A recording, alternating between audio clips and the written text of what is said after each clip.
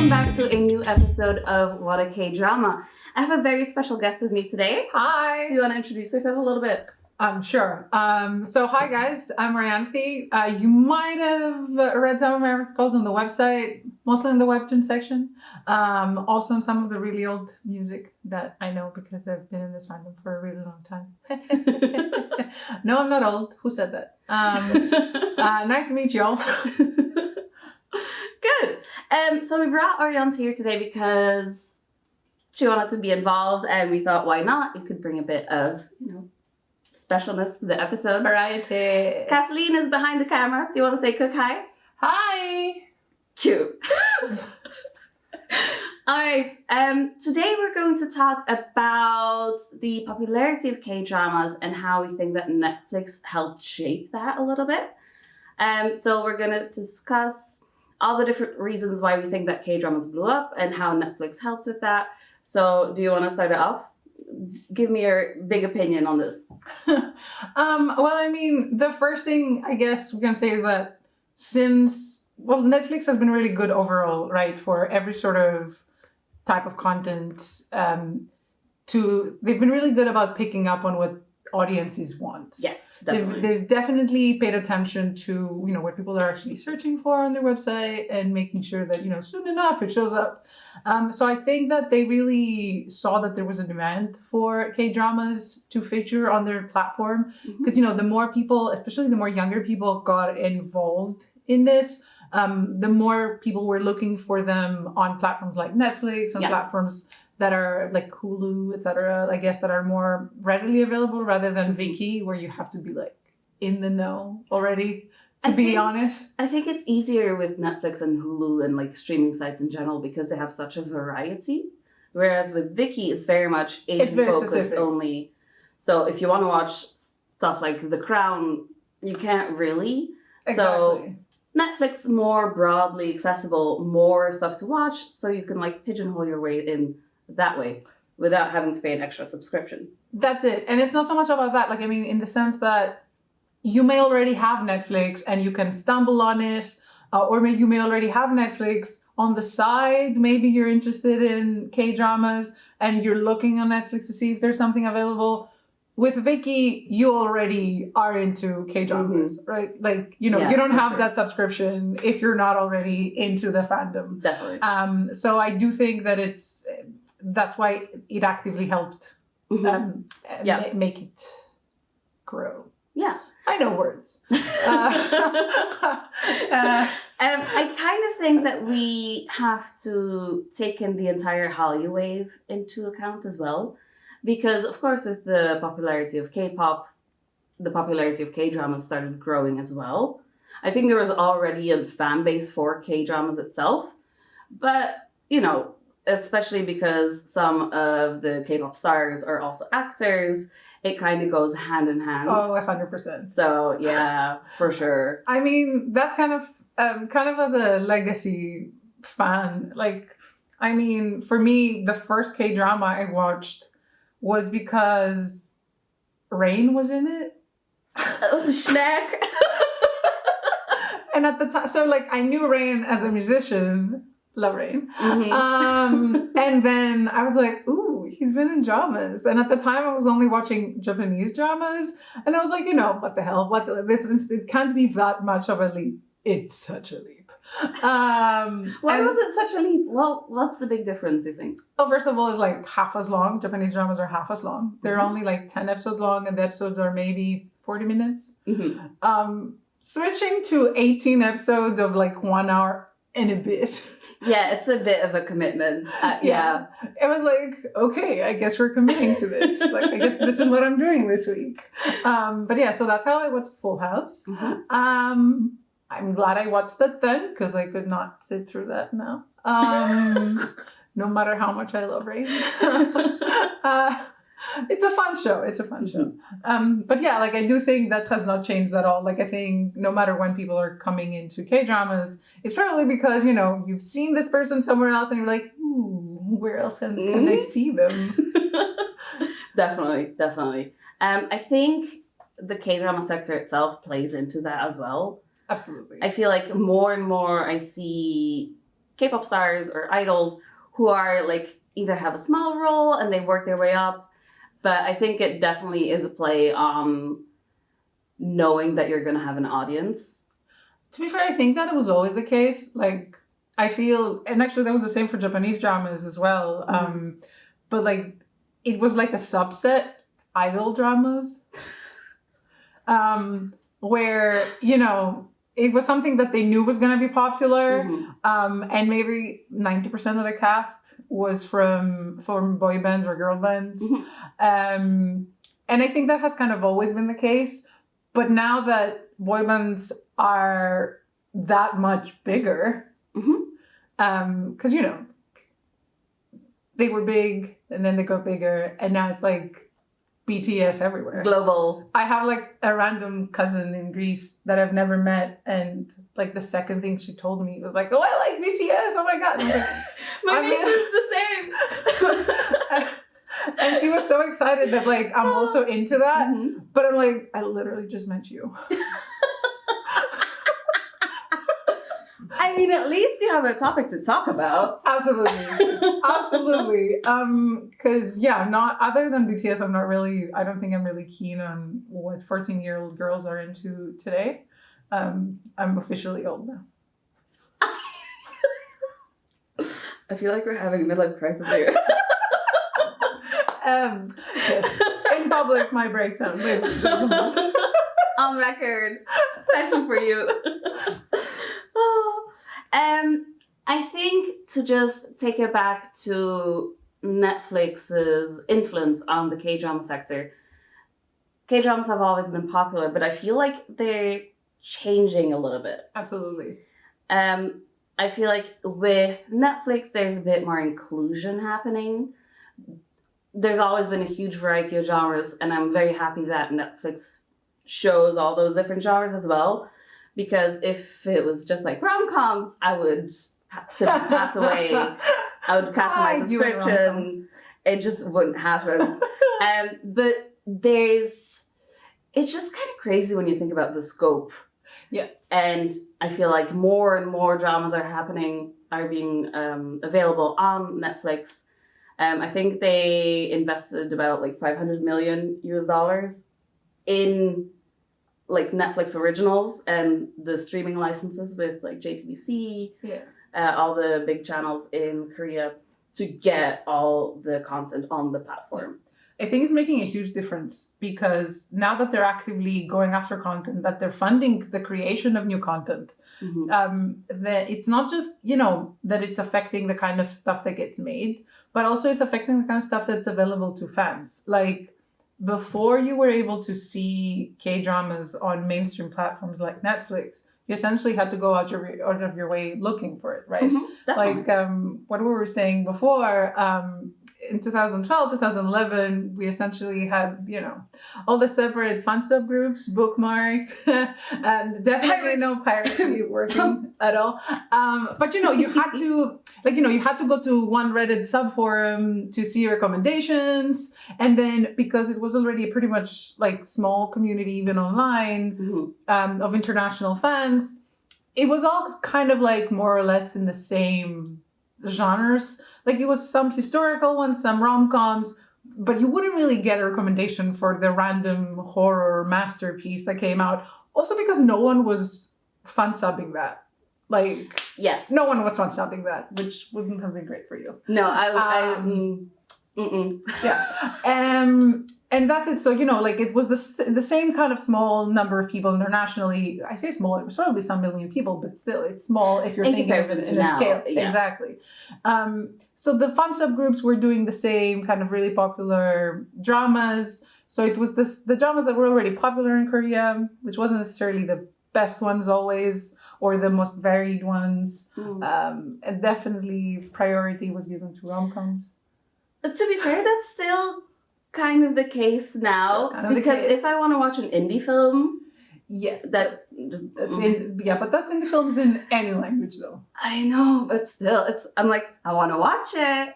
Give it to me. Like there has to be someone on the planet who speaks Korean and English who like has the dedication to fans of that. And I'm like, please, come on. You can be that someone. Just learn Korean. 10 years later, you'll be ready to find some. It's just gonna take me 10 years to sub that one film. It's a bit of a process there. That's it. So or just learn it, and then you don't need subtitles. Again, True. 10 years later, you'll be able True. to watch it. Look, if I spoke the language, I would fans up all day. That's For real. fair. That's fair. Yeah. I think we also have to take into account, if we're talking about like streaming of like 5-10 years ago, that the quality, the amount of pixels is also like slightly better on Netflix. Slightly is the understatement of the year, I think. I remember like downloading shows, not downloading shows, legally watching shows in the places that definitely existed.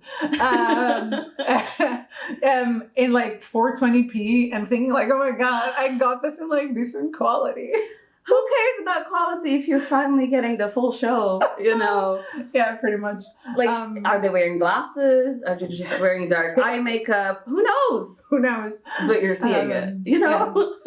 And to be fair, something I do think that has kind of gone, not necessarily down, but it's not as, you'd think with professionals coming in that would have gotten better. Subtitles. So, like, the fan subgroups, obviously, they were groups of fans, right? Like, they were not professionals. Maybe some of them were professionals, but, like, in general, this was just people who were doing this because they really loved it and they wanted to share it with other people.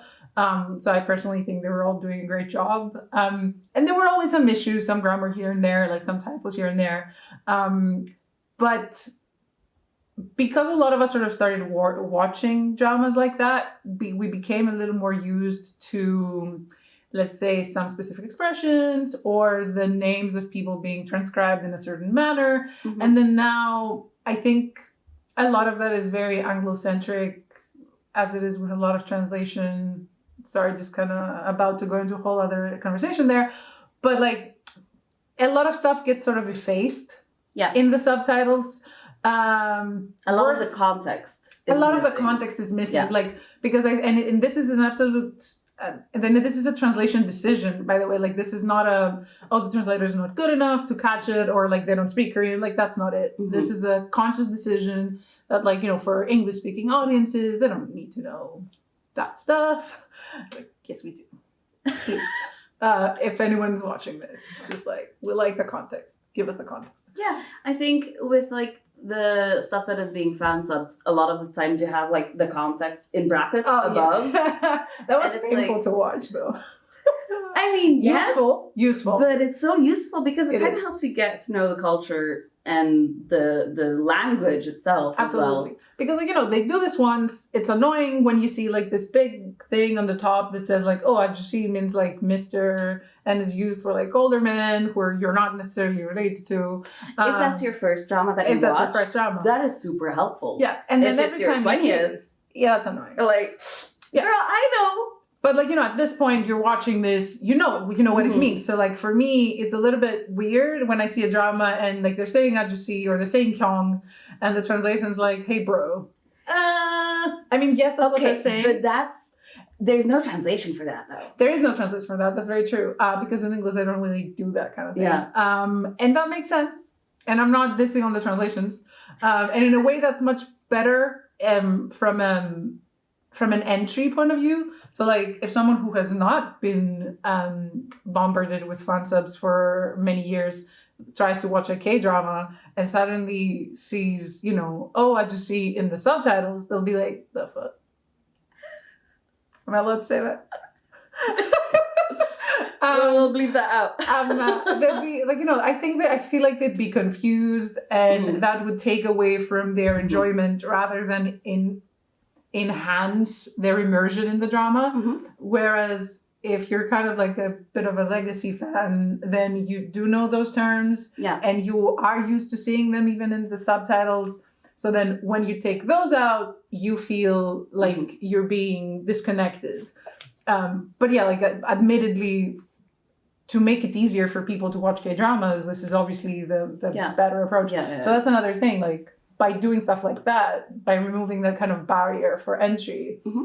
people can just like sit there and watch it, and they don't have to feel like they need to understand random Korean context. Yeah. Like my mom. That feels like a call out. Oh no! No, but like she's watched so much K-dramas now. Like she's watched more than I've ever seen, I think. Mhm. Like she wouldn't call herself a K-drama fan, but she's watched like everything that's on Netflix at this point. You should send her some of our reviews. Oh if yeah, she's oh looking she's for read new all of stuff. them. You're She joking. really likes your stuff. Oh my god! Oh my god! No, that's weird. Never mind. All right, moving on. Before I'm gonna, blush myself to death. I think it's an interesting topic to talk about as well, about the way that Netflix releases K-dramas, because that is part of their licensing contract with like CJ&M, SK Telecom, that they release the dramas week by week, Mm. as opposed to release everything, you can binge watch it, unless of course it's a Netflix original, then Which they is do whatever. painful. That's so painful. It reminds me of How we would actually watch before streaming TV. sites, with like, you TV. couldn't pause TV shows, you just had to watch them and go pee in a commercial break. Yeah, that was, I don't know how we did that. Yeah. What is TV? What is Sorry. normal cable? What is normal cable? It's like having just blanks there. Yeah. No, when they're saying that they're gonna because they mentioned occasionally that they think of like putting ads in Netflix and stuff like that. It's like you realize people will leave. The reason we're on Netflix is because there's no ads. Mhm. But yeah. Oh, sorry. Did I touch it? Yeah, I think that's also interesting with the contracts with the big companies like CJ&M. That is the compromise Mm. that they use to be able to stream. It's fair, which is fair. Yeah. Am I still waiting until everything comes out so I can binge watch it all at once? For sure. Yeah. Because I did It's Okay Not to Be Okay week by week, and that was painful. That was not okay. It was not okay. You were waiting for that one, right? Yeah. I figured. Yeah, no, plus as we've said many times before in our articles, there's some general feeling of unease about watching stuff while they're still happening. Just, so in case someone randomly leaves us at a very terrible cliffhanger, etc. Or they decide to drop the series and never make another episode. Or the fan sub decides to not continue translating, and you're like, okay, I guess I'm learning Korean. It's the safest bet to just wait until everything is out Absolutely. and subbed before watching it. That's 100%. Yeah. The law. But actually, I want to come back to something just before about Mhm. diversity Mhm. in the kind of genres. So that's one thing, but also there's more diversity in the kind of shows and the kind of characters. Yes.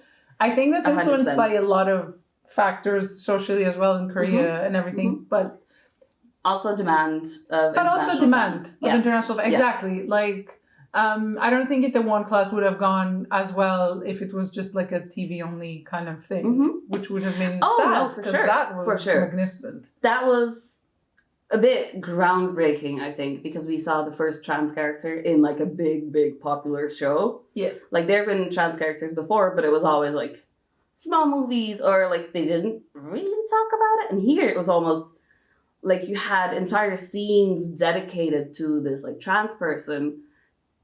Yeah. And their own personal journey. yeah, pretty impressive. And then you also had the black character that wasn't just there to be like foreign. He was actually Korean, Yeah. that was also pretty impressive. Yeah, and that's actually a thing, about non-traditionally Korean looking Koreans Yeah. in Korea. Yeah. There's also the new sitcom show, So Not Worth It. That was Kathleen Whispering in the background, if you didn't know. That is also very multicultural, like a whole bunch of different people, sexual orientations. I've not seen that yet. It's cute. It's very sitcom-y. Okay. Oh, okay. I wouldn't watch it fully. Like an episode here and there is totally fine. But to sit through the full thing, I'm like, Where's the action? Where's the Where's crime? the excitement? Why is no one getting murdered? Exactly. Are the questions. That Why I is want no to one ask. scared of being murdered? Where's my thrill, you know? I think, well, there's a couple of different super popular K-dramas, like Kingdom was a Netflix original. Oh my god, I thought that was crazy that became so huge internationally. Yes. And I think the reason was that it was because it was on Netflix, like 100%. Oh, yeah. Like, they pushed it a lot as well. They did. They did. And the fact that they actually do so much marketing for all the people on the platform, not just the people who are already pigeonholing themselves into K-dramas, I think that makes a huge difference. Like, I saw people on my Facebook feed, like, raving about Kingdom, and I'm like, I know you don't watch K-dramas. So, like, Netflix is doing good. Yeah. Like, and they keep doing it because now there's this new film of like one of the characters that in the same universe that also came out. It was also trending everywhere on Netflix itself, on Twitter. So like the fact that they continue building on this universe is pretty cool. Yeah. And it was a really good show. Like I haven't finished it yet. As I haven't finished pretty much anything. It's been on my list for forever. It's been so busy. But like, and it was so well made. But like, I think the main point with Netflix is that they're actively making the point that it's not like K-dramas is not some niche kind of market just for people who are already crazy about this and only want to watch this or whatever. No, it's the same way that you're watching international dramas from anywhere else. You can watch international dramas that are from Korea. You don't have to be part of like a niche kind of fan group. And like, I mean, you know, like a lot of us are, but it shouldn't necessarily have to be that way to enjoy something. Oh, 100%. Because I mean, you know, by the same logic, like why are we watching American TV shows like I'm Greek, you're Belgian? Yeah. I mean, I think it's also a lot of Europeans are like grew up reading subtitles. Yeah. And absolutely. I think now with Netflix and its push with like international content, but still I think it helps international fandoms with like English as a first language to, you know, just expand their horizons. Read all about it. You're on a roll today.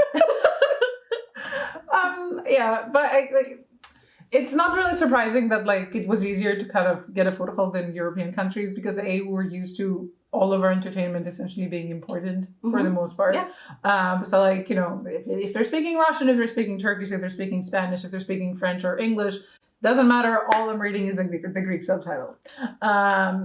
Nobody dubs in Greek. We only dubbed like Spanish American telenovelas. We only dub kid shows. And kid shows. True. Yes. Frozen in Dutch. Weird. But to be fair, like anything in Dutch in my head weird. So fair enough. No offense. No, that's fine. That's fine. Don't take it. But yeah, no, like I do think they're doing a really good point of marketing this to people based on genre rather than identifying, you know, users who are actively only watching or mostly watching K-dramas and then just creating a pigeonhole, creating a bit of a closed feedback loop there. And instead they're doing like, well, you're watching rom-coms, here's a Korean rom-com you might like. Or, well, you're watching horror movies. You know who's really good with horror? Koreans. They are. Stuff like that. Yeah. All right. So just to recap a little bit, Netflix's influence on K-dramas. Diversity, huge scope of genre and just inclusivity in general. The quality of it being really, really good. I think, just the ease of Netflix as well. Like we mentioned before, you don't have to get another subscription on top of all your other subscriptions. Yeah. It's way more readily available, and you don't have to, like you said, necessarily pigeonhole yourself in one specific streaming site. Yeah. And like it's a cause and effect. I mean, like you go looking for them, and then it was like, here, have more. Yeah. Like I mean, like when I said like my mom's watching all the Korean dramas, she didn't necessarily start off thinking like, oh, I need to watch some Korean dramas now in my life.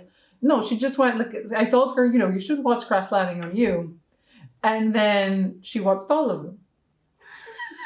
Because Netflix just kept throwing one after the other, and they were all really good. And then she was just like, where else has Hyun Bin played? They were, where else has this guy played? Netflix is like, hey, do you want some? Do you want some Hyun Bin? Yes. Absolutely. Yeah. Yeah. I think that's pretty much it for this episode. I hope you enjoyed. We'll be back with a new What a K-Drama episode in 2 weeks. And go ahead, check out our website, thekmeal.com, to read our reviews, film reviews, and we'll see you guys next time. Bye-bye. Bye.